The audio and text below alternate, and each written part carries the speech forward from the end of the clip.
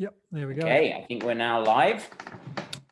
So welcome everybody. This is the final talk in this PTGA series. I'm Alex Cowan, coming to you from the Northwest Highlands of Scotland.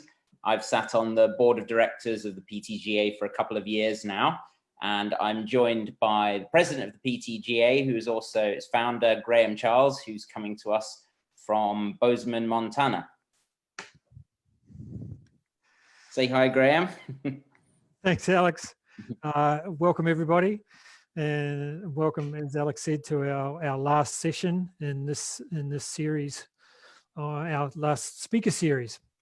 And of course, we'll thank Lauren for her wonderful work at the end of this, but may also thank her at the start as well. She's hiding behind the scenes, driving this whole thing, but has been responsible for bringing this stuff to everybody, which really think has helped create an amazing sense of community through this time. Yeah, I agree.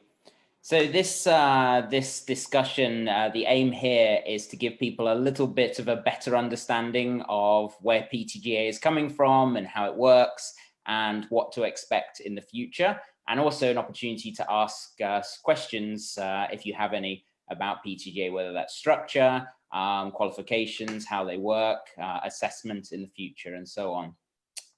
So I'm going to start by asking Graham a few questions, but we hope you'll put some questions in the comments on Facebook, and then at some point we'll take some time out for from our list of questions to tackle yours.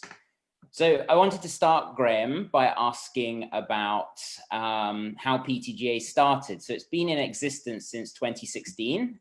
You were very heavily involved in the founding of it. So I just wanted to ask, what motivated founding the association? Well, it was IATO's fault, really, in a really good way. It was, well, we'll take a step back from that. For my background in the polar tourism industry started back in early 2000, but prior to that I'd had a long career and continued that career in outdoor education, and being in charge of a very large outdoor education center where I was the chief instructor and in charge of employing people. Part of employing people involved obviously judging competency for their job.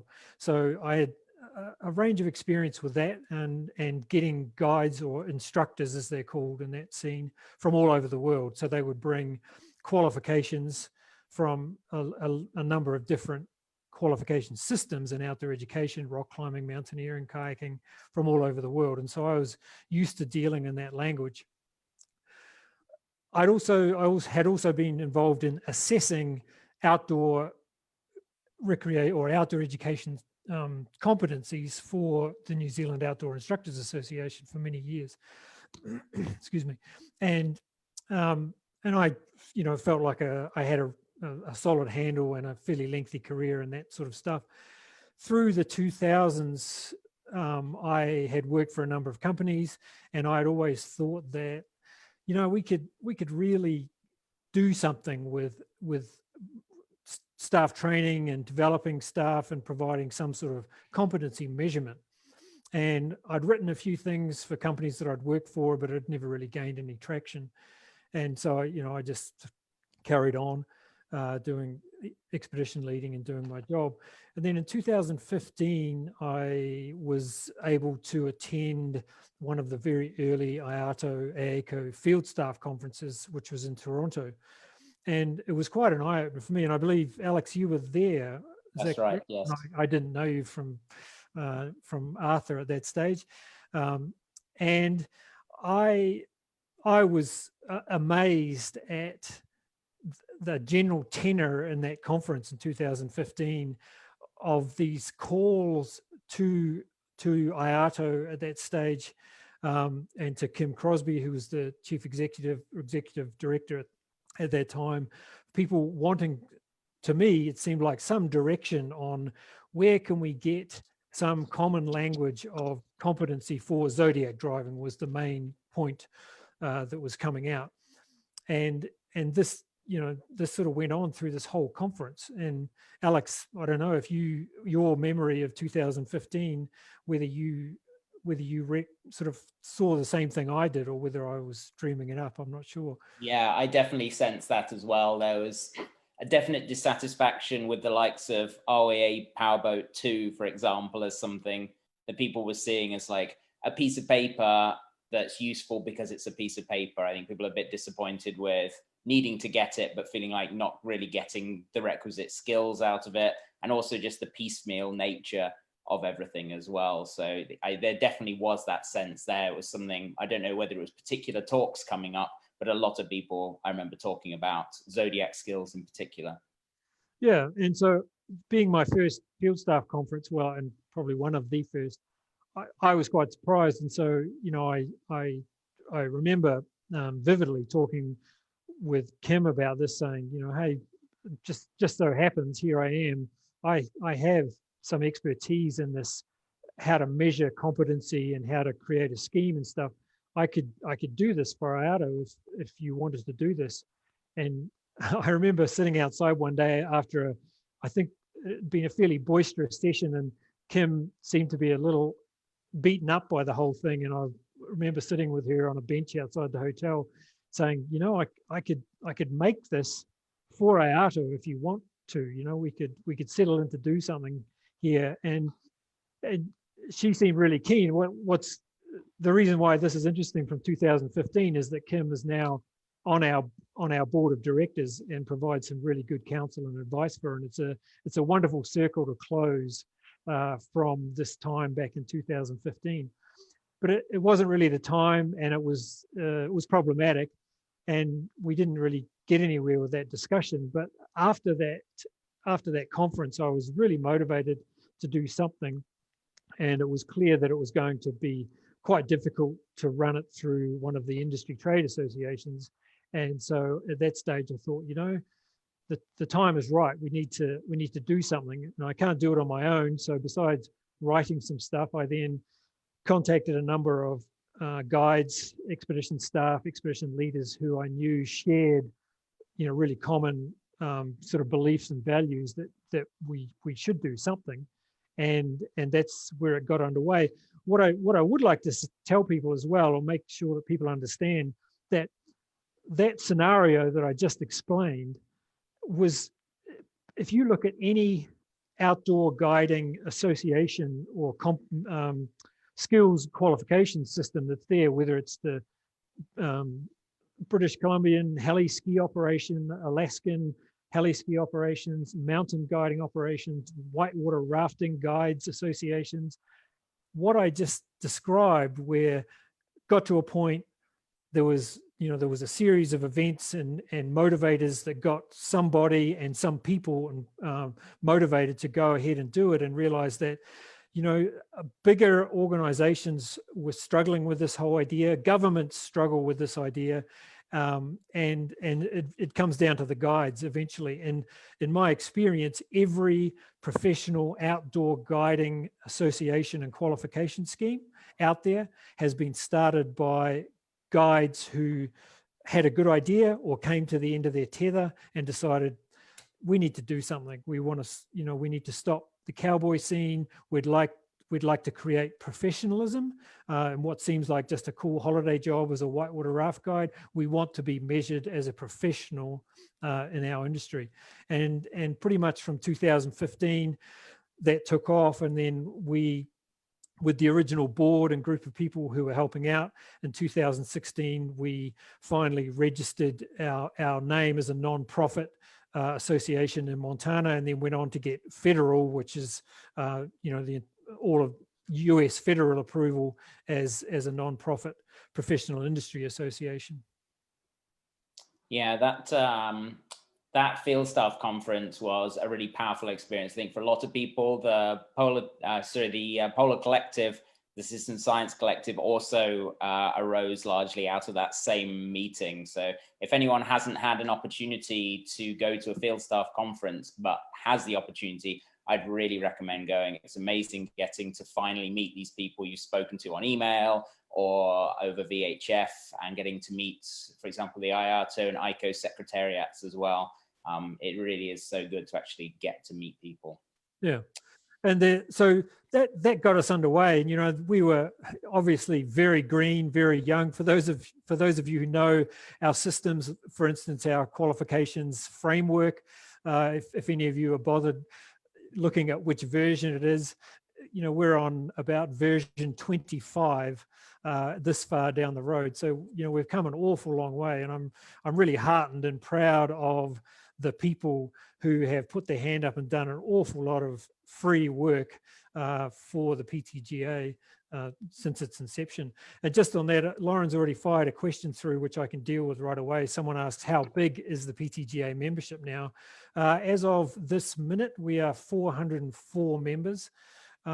We had got up to about 430 earlier on in this year, but COVID has taken a toll on some memberships, and many members have, not many, but some members have chosen what is our hold option, where they've left, they don't want to be a financial member, and they have an option to put qualifications or status on hold for the time being, because they're unsure of what they'll do with polar guiding. So as of today, we're 404 individual members. So I wanted to ask about the difference between assessment and training, and why is it that PTGA has this emphasis on assessment? Because instinctively you'd think it'd be quicker and easier process to just set up a training organization, and then anyone who wants help with training can use PTGA and you just show people how to do stuff. So why is it important that we have assessment? That's a great question, and a real, I think this is a really important modifier for the PTGA, and so important for people to understand. So when you go, if you undertake training, then you turn up in person. If I go on Alex's crazy Cairngorm climbing that I've seen on social media, climbing training course, then all I have to do is be keen and willing to absorb information. And Alex's training program trains me, gives me good advice, shows me how to tie knots, shows me how to talk about some decisions and navigation and all the rest of it. And at the end of that, I go away, and whatever I've absorbed is that's the end of it. So I may have absorbed an awful lot and be able to turn that into competence. And I may not have absorbed very much at all, but I go away and Alex is allowed to give me a training certificate. And so I go away and I have a training certificate, but that certificate says nothing about my competency, whether I was actually good in that class, whether I actually understood and had a propensity towards what I was learning. And for the PTGA, even more so, a judgment of whether you can think critically and make good decisions situationally or not. And that's the key part of why we bother with assessments.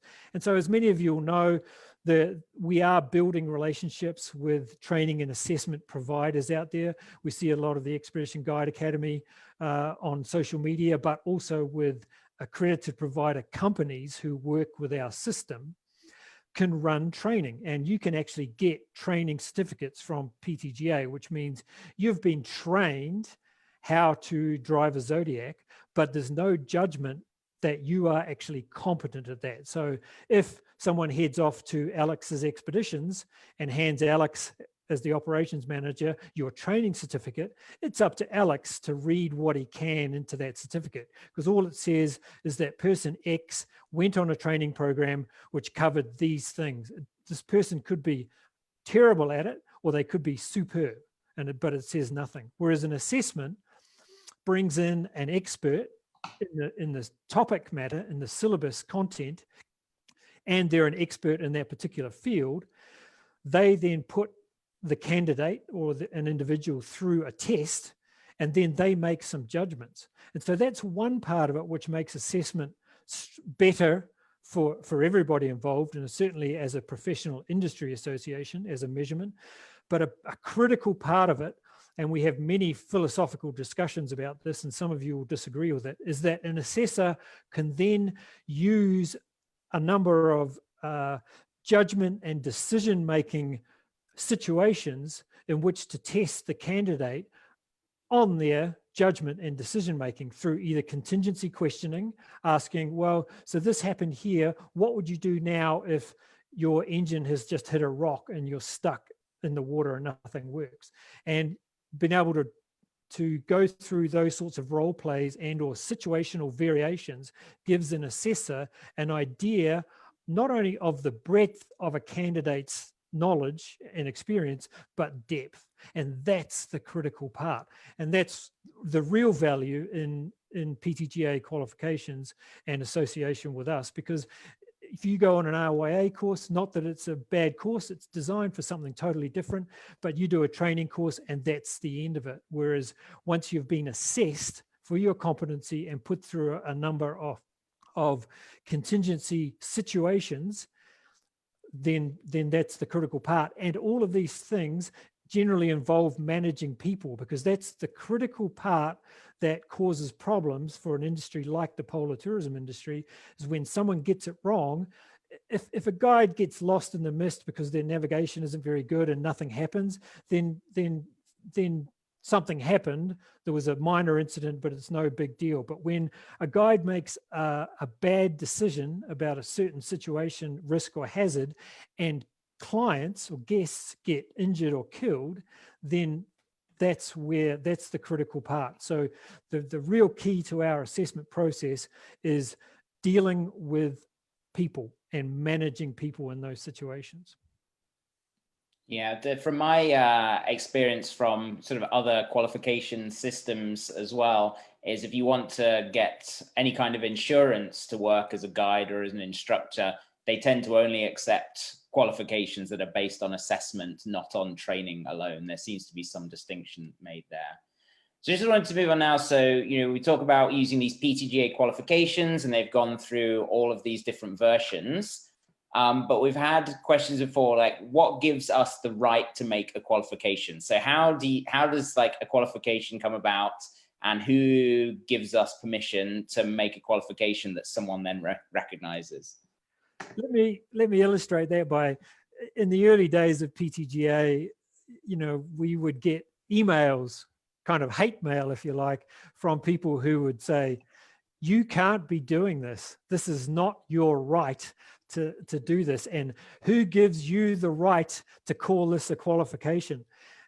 Which I find, quite humorous, because in fact we can, because anybody can do it. The general idea of a qualification is just something that an industry or a group of people decide that it's there. A formal definition of qualification: the formal outcome of an assessment and validation process, which is obtained when a competent body determines that an individual has achieved learning outcomes to given standards and or possesses the necessary competence to do a job in a specific area of work. That by definition fits everything that we have done. And so anything that's out there as a qualification has been made by a certain body or competent body, put through its paces, and then it's up to the people who use that qualification, the industry people and the individuals who get that qualification, to decide whether it's worthy. So if you have a degree in physics, then you have a qualification, and it's up to you, it's the university body, moderators and other universities to decide that this degree in physics is as good as this other degree in physics, and that this degree in physics actually means something that's worthy. And then obviously people have to think, oh, well, I'm going to go to this university and do this qualification in physics because I believe that this is a good qualification, and given my definition just prior, that's all it needs. So it does come down to simple economics of supply and demand, that if enough people look at PTGA qualifications, they look at the syllabus, they look at its relevance to the industry and decide this is pertinent, this is relevant, and we choose to use it, we choose to pay for it and represent it, then the job is done. We don't need a government or some other higher body to necessarily say that we have a qualification. We have gone another step further because we have been accredited by the International Standards Organization as having processes which are valid, relevant, and realistic for what it is that we're trying to do. So that's how we just decided that they're a qualification.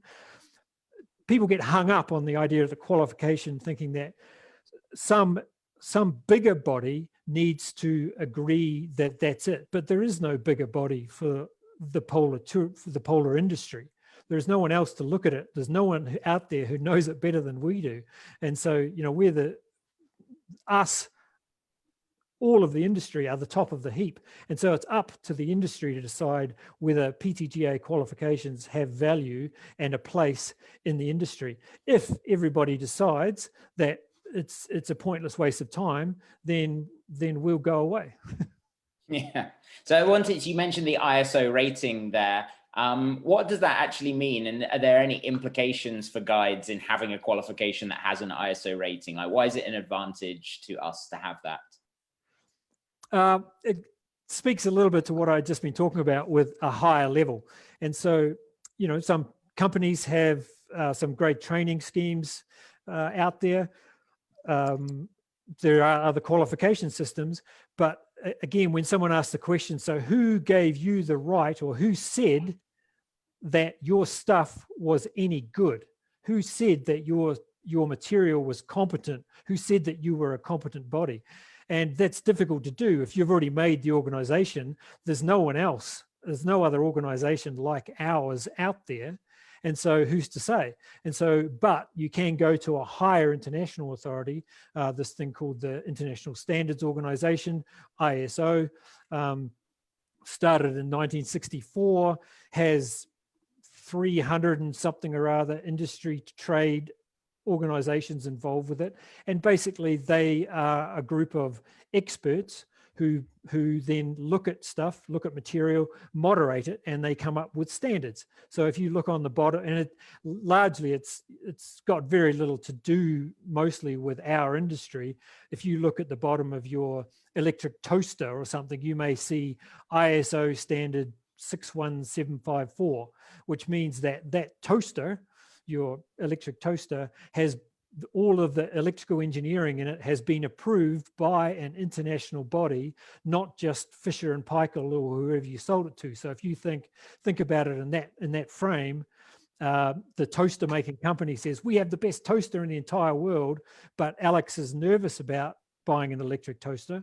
And Alex says, well, I want someone else to tell me that this company has quality material. And so that's how it works. And so we decided we're an assessment organization. And so we thought, well, let's show that we're not scared to be assessed. And so we presented our material and applied for one of the only ISO standards that was relevant to us, which was to do with adventure guiding, systems and adventure guiding. And so we applied to that. It was a rigorous process, cost us a lot of time and money.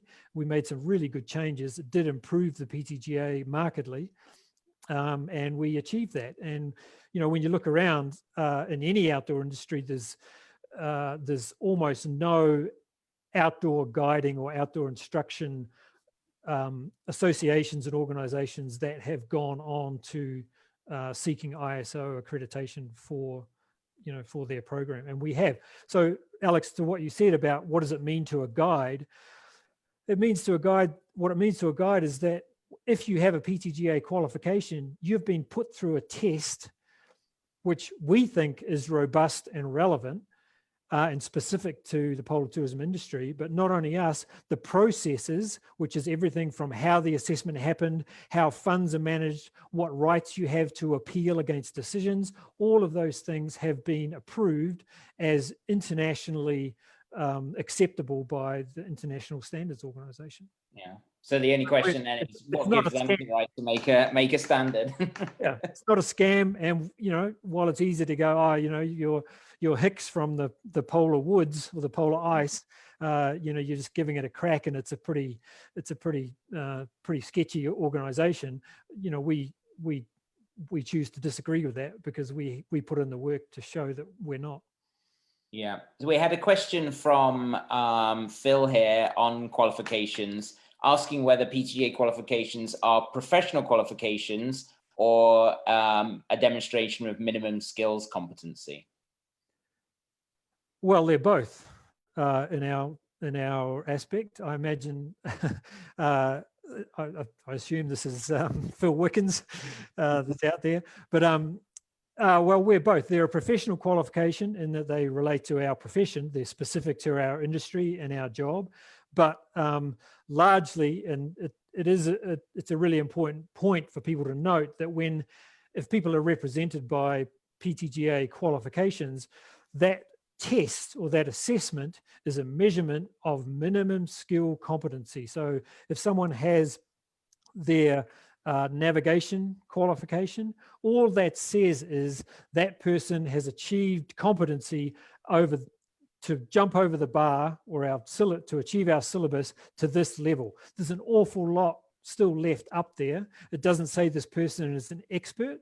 It just says this person is minimally competent in navigation, which is why we think and we hope that to people like operations managers and companies, that when someone applies with qualifications from a competent body such as ours, straight away, if they have a navigation qualification, that person doesn't need to go looking into what they know about navigation. Someone else, a competent body, has said, this person has achieved competency to this level.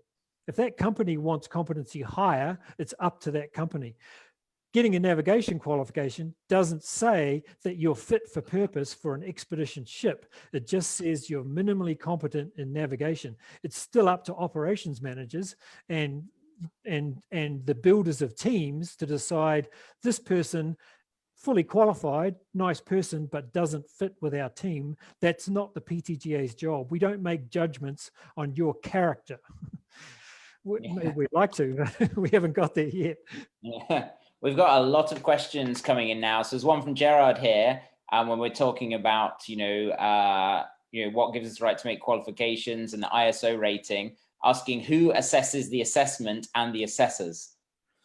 Well, the assessment, who assesses the assessment is easy, and we do. So PTGA has a couple of processes to check things through. Every year we have a qualification review meeting, and a team of us go through word by word on every qualification that PTGA has and all of our systems, and we decide, is this still relevant? And so we have a check there.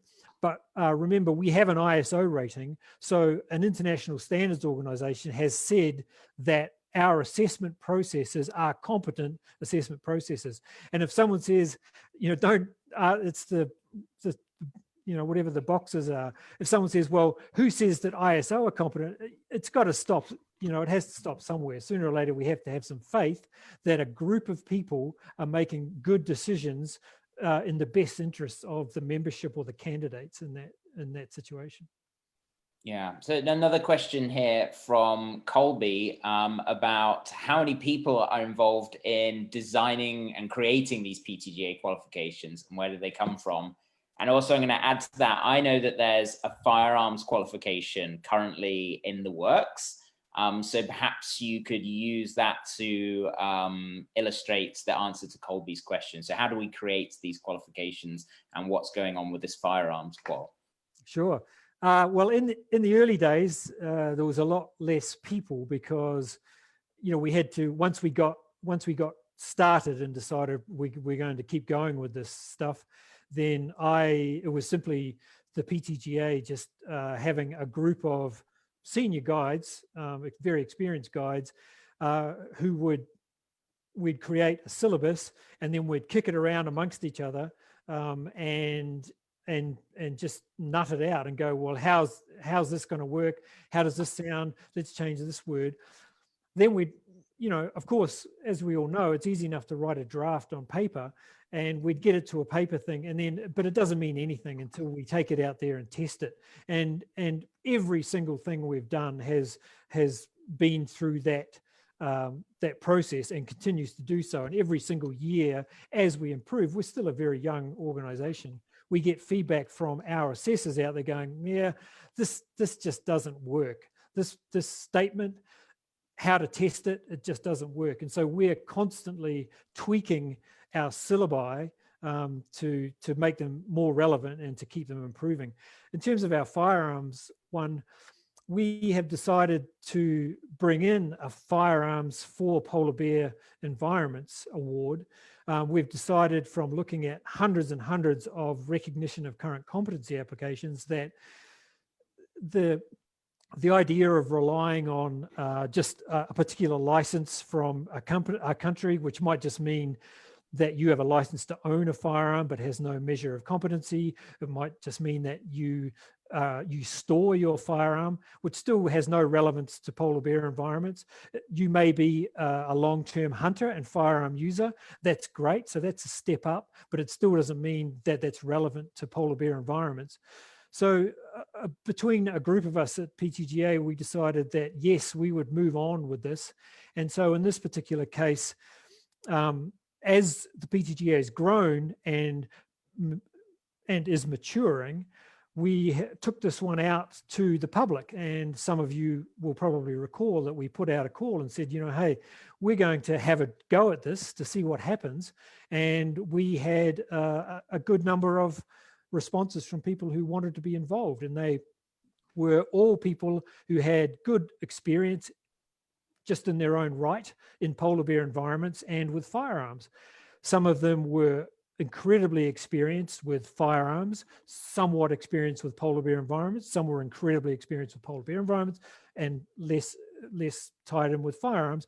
But it gave us a great group of people, and that this process where we've got to at the moment with the Firearms Award has been, I think, our best and most robust process at the moment. And so at the moment we have a draft of the syllabus, but once again, despite all of the wisdom and good ideas and debate, really some really good debate with this group of people, and concession, because we can't make it perfect, we have a draft that's on paper, but it doesn't mean anything until we go out and test it. And once we put it to use and through a test in the real world, then I have absolutely no doubt that there'll be more amendments to make from it. So that's how we come up with these ideas and move. That's great. Yeah, so it's one thing for there to be these qualifications and assessments to be happening, but I think there is a little bit of a perception that maybe for some people assessments are a little bit inaccessible. So we've had a couple of questions here from Gerard and from Alison about accessibility of getting assessed. So Alison says, currently guides can be assessed if there are assessors on the ship.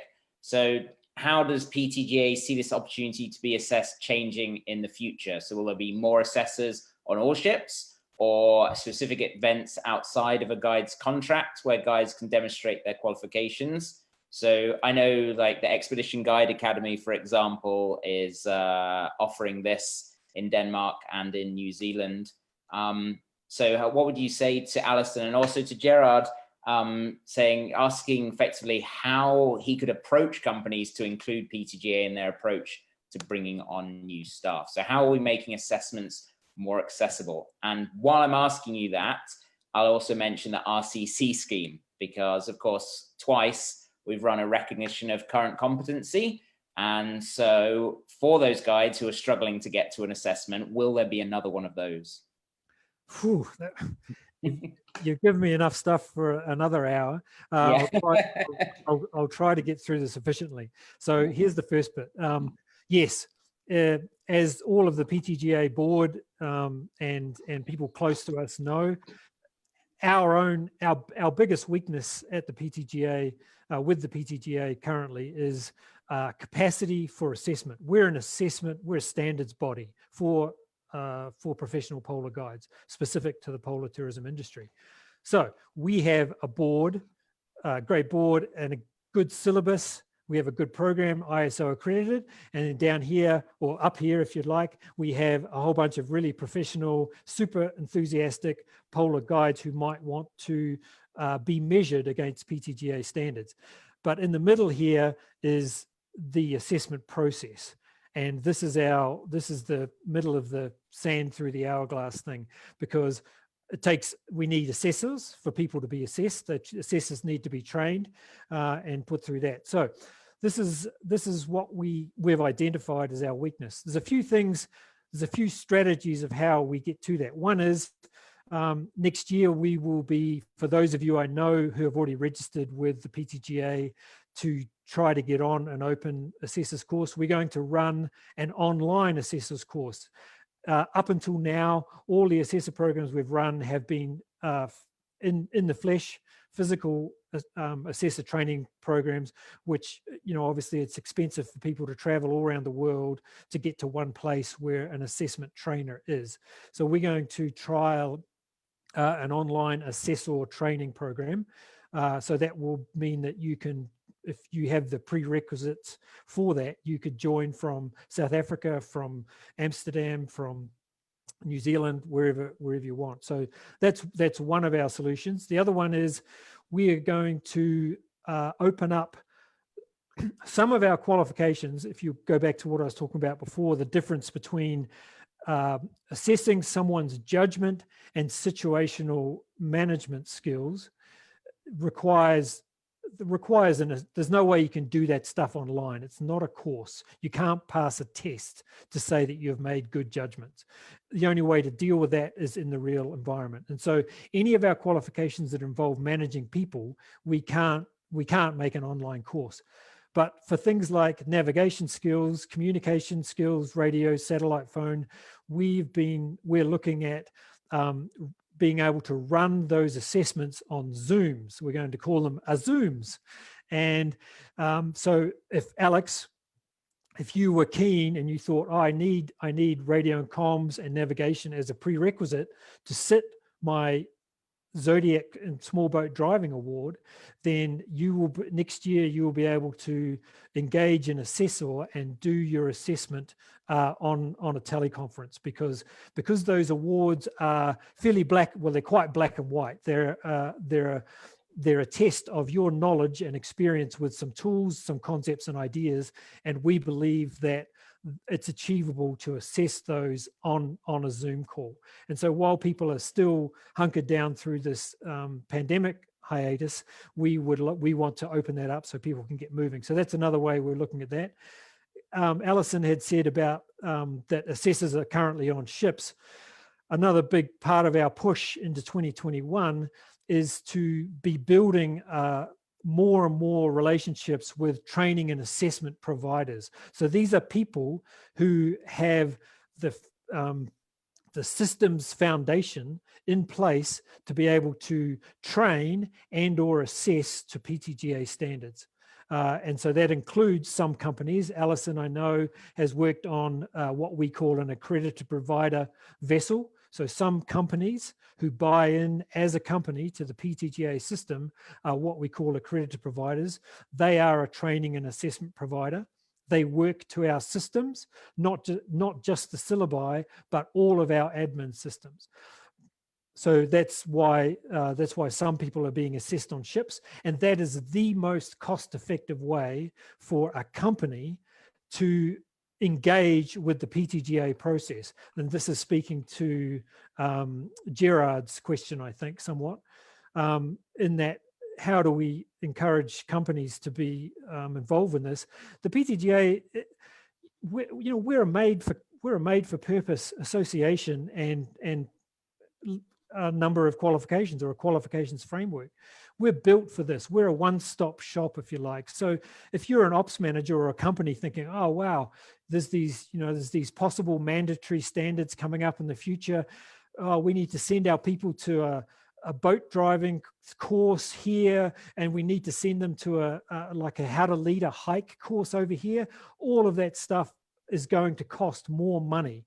But if one system, one framework and all of those staff and qualifications are kept in one place, and you are able to work to that separate entities program on your vessel with your staff at work, then that's the most cost-effective way that the polar tourism industry as a whole can ensure and work with a minimum competency testing scheme that's out there.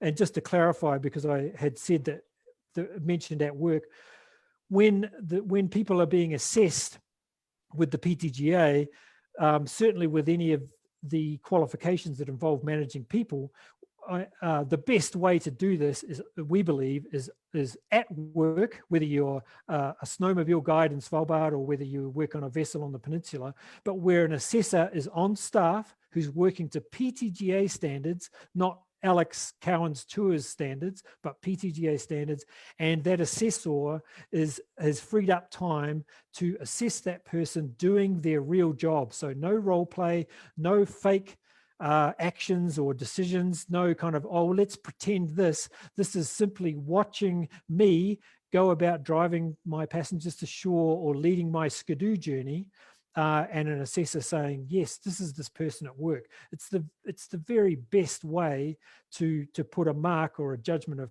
minimum competency on a guide in any part of this industry that we operate in. Yeah, so and following on from that, there's a question from Kevin on recognition of our qualifications. So what he asks is, can the driving small boats and Zodiac's certificate of competency be handed to the bridge as your main boating qualification? Or is it just like an additional to another certificate like RYA level 2? That's an interesting one. So let me just explain for the people in the shipping world of the PTGA. Shipping companies, which are different, pretty much always different to the actual tourism company,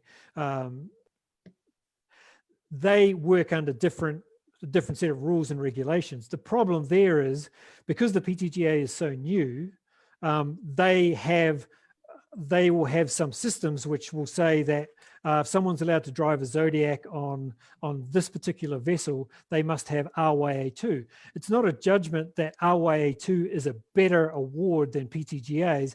They just don't know about PTGA.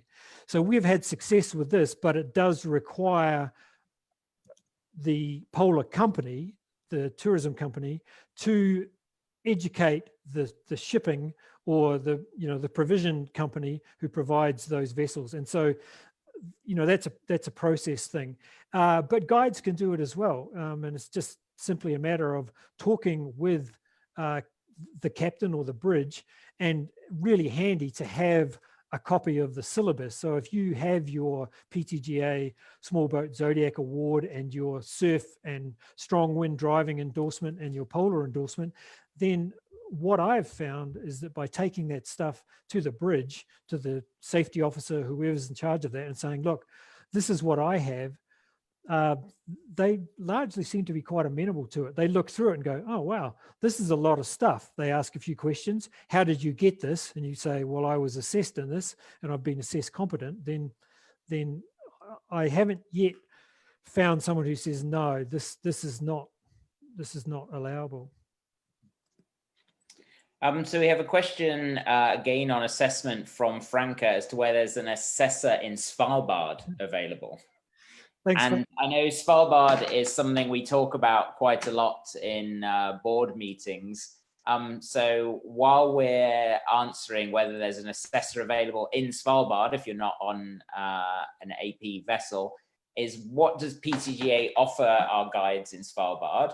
And in particular, we know that the Norwegian government is looking for there to be, I guess, more oversight for guides to be well qualified and competent. And how do PTGA qualifications fit in with the future of that? Yeah, thanks, Franca, and hi. Franca is just recently qualified as a senior polar guide, so congratulations with that, Franca. It was a long haul, but we got there in the end. And Franca runs the Svalbard Guides Association also up there, so it's a very good question. Is there an assessor in Svalbard available? until, frankly, you sign up on the Assessors training course, the answer is no. But we dearly want some, because we feel that the Svalbard scene is a really, really, really important and relevant scene for the PTGA. I'll state it, I may not have stated it, but I'll say it now, that the PTGA is not an expedition shipping award competency association, guides association. We are the Polar Tourism Guides Association. So whether you're running sea kayak trips in Greenland, whether you're running skidoo trips and ski trips in Svalbard, working in the Antarctic Peninsula or in Jan Mayen on a ship or something else like that, then that's the range of our operation and what we design our qualifications around. When we're thinking about those qualifications, we want them to be relevant to navigating yourself in a whiteout in Jan Mayen or the Antarctic Peninsula or the Ross Sea or in Svalbard. And so it's really important for us. And Svalbard obviously is another key area. So we need some assessors there. So Franco, I look forward to your applying to our assessor training course and making some moves there. In terms of the requirements or the upcoming requirements from the Norwegian government, we really hope to be an option for people to use in Svalbard in the future. You know, we cover far more range of qualifications and topic areas than anyone else does. I know it's really easy for people just to focus on small boat operations as a key part, and it is a critical transition for for the large part of polar tourism. But you know, we have our dog sledding award, we have our we have a draft skidoo award, and so you know we have a really relevant program for all of that, and it's difficult for us to get a hearing in front of a body as high as the Norwegian government. And so all we can do at this stage is try to lobby and continue communications with relevant organizations and competent authorities to let them know that we are here as an option and a really good option for guide competencies. Yeah, I think this is one thing sometimes people don't necessarily understand so well is, you know, PTGA is not something where we can force ourselves on any process like this, but rather we're just an option that's out there. Effectively, we're providing a service and we're hoping that people see value in that service. So, you know, a lot of polar tourism operators see value in what we're doing and say, this is helpful to me, so we'll do it. And then other ones say, well, the way we work is not so valuable. And so maybe that operator won't use PTGA in the future. And that's right. And that's, you know, and that will be the value in the future of the PTGA. As I said earlier, if from an economic point of view, if it doesn't work for people, and we are deemed not relevant and just not relevant to what people require, then if we don't change to something that people do require, then we'll just, you know, we'll just fizzle out and go away. Yeah. So there's a follow-up from Franca here saying that the Svalbard Guide Association would love to support PTGA as an option to be accepted as proof of qualifications by Sisselman. But what can the guides in Svalbard do if they want that to happen? That's a good question. Get involved, you know, and yes, I know that it costs money to join the PTGA, but that's how we have to create these systems and keep them running. So the PTGA has 2 paid positions. We've been reduced. That's myself and Pascal and admin, who many of you have had interactions with. We're both running on 10 hours a week or thereabouts at the moment, just to save the PTGA money during this lean time, and so the more members we have, the more power we have to be able to invest in contacting people, traveling to meetings to see people, and putting on lost leader programs, if you like, going to Svalbard and running programs, hiring someone to run programs which may not make us money, but are important to get people in the door. So joining the PTGA is really the first part of it. As I explained before, we're going to have this online assessor training next year. We'd love to get some Svalbard, some senior guides from Svalbard involved there, and also, as I said, some of those non-critical human management awards like navigation and comms. People will be able to do assessments and get in the game, start to get some runs on the board, if you like, that way. And, you know, when you look at some of the topics, some of the subject areas that the proposed standards that are coming out from the industry trade associations, then if you have your navigation and communications awards from PTGA, then they are at an appropriate level for those industry trade awards. And so, you know, as far as I'm concerned, you know, why not get in while the going's good? Yeah, so I thought maybe we could move on now from talking about assessments. We're talking about a lot of very technical stuff. So we've seen now why being assessed and having these qualifications is important. But can you tell us a little bit about what else guides are getting for their yearly subscription? So what are the sort of guide and member benefits outside of just holding the qualification? Sure. Well, there's a few things coming up. For those of you who subscribe to Brash Talk, there'll be an issue of Brash Talk coming out tomorrow. And so a few things that, well, let's look at what you get for your $100 currently. You get to be part of the only industry professional association for guides in the polar tourism industry.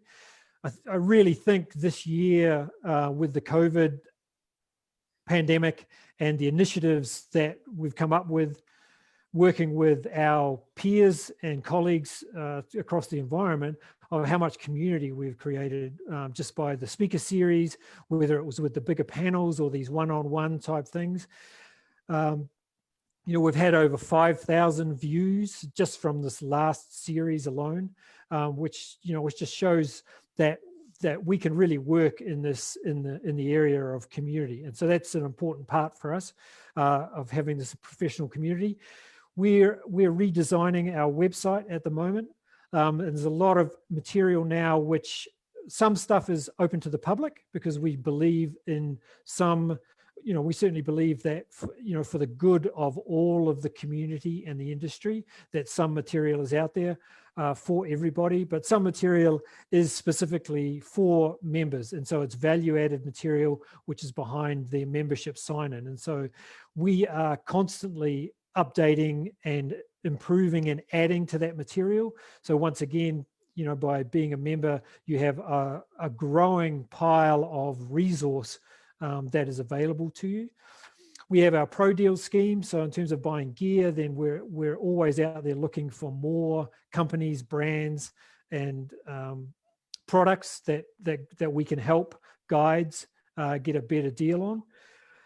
We have we have a one-stop shop for all of these qualifications. So if in 4 years' time there's a mandatory requirement for operations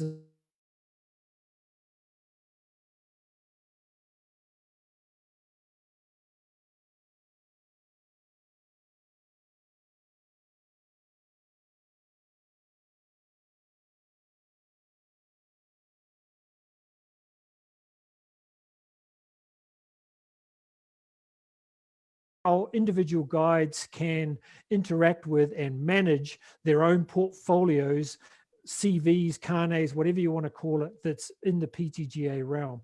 And so, Alex, if you're diligent about logging all of the ski trips and hikes on the peninsula that you do, you'll be able to just link your app into your own profile and have that stuff all stored in your PTGA profile online, which of course you can have it on your computer, but if your computer falls in the ocean or is dropped in at Ezeiza by somebody and stomped on in the rush to check out, then all of your material is still with us. And these are all, this is what belonging to a professional industry association is about, whether you're an accountant or a professional polar tourism guide. That there is a cost, but there's a good number of benefits to being involved as well.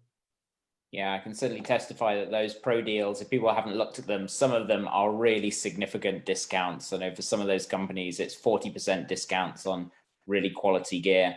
And with some of the things like the PDF library and the virtual learning environment, if guides and members wanted to contribute to that and be a part of it and be a part of the continuing development of other guides, how would they go about that? That's really easy. They just need to get in touch with us.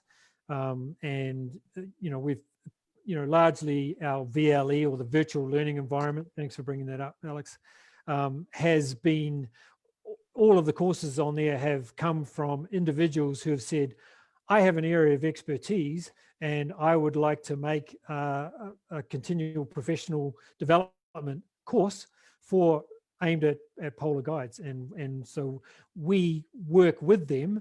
They're the expert.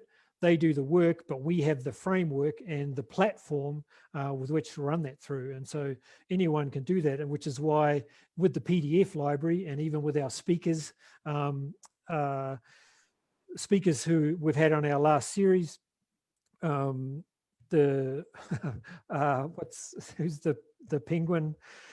Sorry, it's Tom Hart's program is now up as a guide's guide in our process. Ian Johnson's presentation is being turned into a guide's guide for us. And so that's exactly what we do. Where we see these great opportunities amongst our community, then we engage with those people and say, hey, if you're interested in helping us with this, and that stuff sits there. I mean, where before could anyone in the industry go and say, we'd like a really specific program or a paper to read on how to really engage people and with interpretive skills and giving engaging presentations to a really contemporary level. It was hit and miss, whereas now with the PTGA, if you're involved, then we're providing all that stuff for you. That's great. So we had a question emailed in before this discussion from Sarah Catella, and she has been assessed through the Expedition Guide Academy, but she's not yet working in the industry. So she is looking for advice on effectively how PTGA views these new people who are getting qualifications from outside the industry like this, and whether having this assessment is actually going to help open some doors, and what advice you'd have for her to get into the industry, and can the association support people like that in actually getting into the industry, because she describes it as still being quite closed to get into. There's a lot to unpack there, but yes, we support people. If someone goes to a training and assessment provider, gains some qualifications through that training and assessment provider, by virtue of them holding that qualification, they become a member of the PTGA, which means, of course, we support them. It's difficult for us to go out there and represent individuals, so we can't phone up a company and be an endorser for this individual. But by our continued work and development and relationship building as a professional industry association, the better we are, the more value Sarah's qualifications have. And so, yes, I agree that particularly in any part of this industry, that getting a foot in the door is difficult. But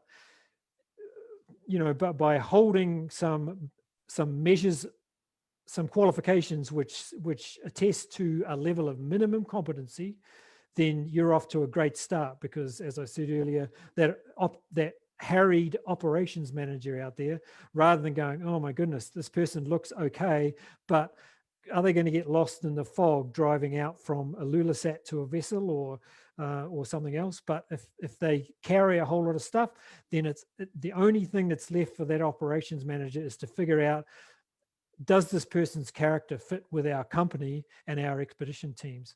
And in terms of what we can do for someone like Sarah, then, as I said earlier, the better we are, the more respected we are, the better it is for her. And so that's a good thing. The other thing that we can do, of course, there's a lot of experts within the industry in our community that Sarah can approach to help open those doors for her, and that's part of community as well. And so by being in this association, even though you may not know everybody here, there's an awful lot of people who know an awful lot of people. Okay, we've got one last question here, which I think is a good final question because it talks a little bit about the future. So this is from Hannah, and asking what we see as the post-COVID future of guiding, which is a huge question. But how is PTGA planning for this? I know you've talked a little bit about trying to make assessments a little bit more accessible through Zoom, or with COVID, but is PTGA doing any planning for this future of guiding, or are we just thinking everything's basically going to be back to normal in 6 or 12 months? Yeah, there's a lot to answer there as well. Difficult to define what normal will be in 6 months. I don't believe what it was before. I think people have made a lot of change, and I believe that companies are making change through this time to be doing things differently when we're able to operate again. In terms of PTGA, our board is an engaged and very smart board, and I think we're doing as much as we can within the financial constraints of what we have. If we had endless amounts of money, then of course we could really be getting out there doing a lot of stuff. And so if anybody thinks, oh, the PTGA should be doing this more, or should be doing that, that's fine.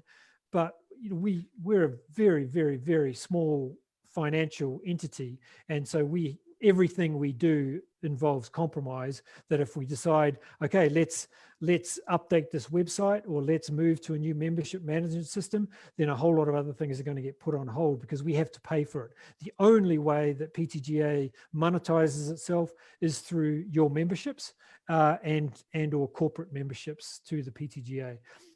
So in terms of the future for us, then we hope to, I guess, through osmosis and through the implicit value of our program, that when companies get back online, perhaps there'll be more companies and or needing more guides, that as a new start to this new era post-pandemic, that people might say, let's get into this a measure of minimum competency from here on in. We know that the ITAs are calling for this sort of thing in the future. They have some drafts, they're working in that area. And so, a really easy way for people to get ahead of the game is to just get in the game and embrace that. And so the PTGA board, is our strategy is mostly around how can we increase community, and how can we increase the value added, the value for companies, because that's what we need to be measured by. Okay. Well, thanks for that answer, Graham. So I think that's all of our questions for tonight, and this is going to be wrapping up this latest PTGA series. So I just want to take the opportunity to thank you, Graham, for taking part in this. Thank you to all the speakers who've taken part, and to those of you who've been tuning in and sending questions. And also thanks to Lauren for making this a seamless program yet again. Do you want to give us some closing remarks, Graham, as president of PTGA? Yeah, thanks, Alex. I just want to thank the board of the PTGA, who drives the PTGA. That's where our strategy and direction comes from. Myself and Pascal, if you like, for want of a better term, the secretariat. We run the day-to-day options, but the board puts in a lot of time. It's a voluntary board, but I think currently, the board we have at the moment is absolutely top notch and really tightening PTGA up. want to thank Lauren, of course, who's run not just this series, but things right from the start. And like we talked about before, came to PTGA and said, hey, I have this idea. I think the PTGA platform would be a good place to run this. And then through the various series, we've had this great relationship. It's not over. Tourism won't be happening again at the earliest until Arctic 21. So there's the early part of 21 to go. We plan to kick off another series starting early-ish in 2021, probably around late March. So keep an eye out for that. Brash Talk will be out tomorrow, the last edition for 2020. So hopefully keep an eye out for that. If you don't know what I'm talking about with that, then simply go to our website and sign up for the newsletter. And thank you, Alex, for moderating this program. Do I need to thank you? What have I missed?